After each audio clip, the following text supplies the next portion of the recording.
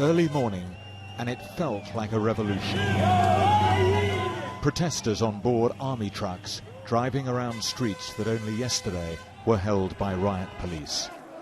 Columns of protesters, armed mainly with clubs, headed for Parliament and the presidential compound. People poured into the streets, scarcely able to believe that overnight the feared riot police had vanished and the president had left the capital.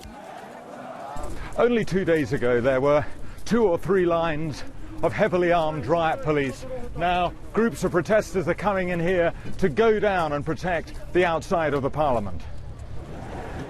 At the Parliament itself, these were the new faces of the guards, men who only yesterday had been behind barricades. Very quickly, crowds, having lost their fear, rushed to the Parliament, but they were wary of claiming victory. We're not giving up. It's not the victory yet, and everyone is ready to fight. The whole country was now watching what the Parliament would decide. Some MPs, loyal to the government, were harassed by the crowds as they approached the Parliament.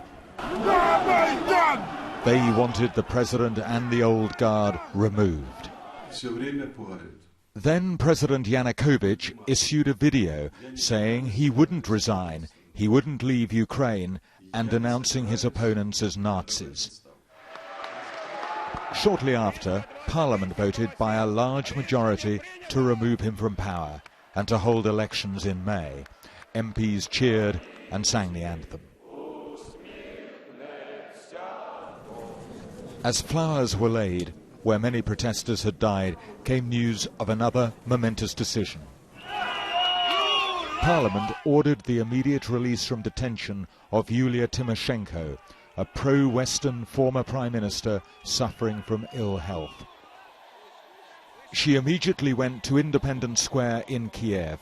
In front of a crowd of 50,000, she was pushed onto the stage to a tumultuous welcome. Slava Ukraini! Рідні мої! You are heroes. You are the best of Ukraine. She struggled to hold back tears and then had this message for the protesters. It is you who changed everything, not diplomats, not politicians, not the world, just you. If somebody tells you you have finished your work and you can go home, don't believe it. Don't leave the square until we achieve real change.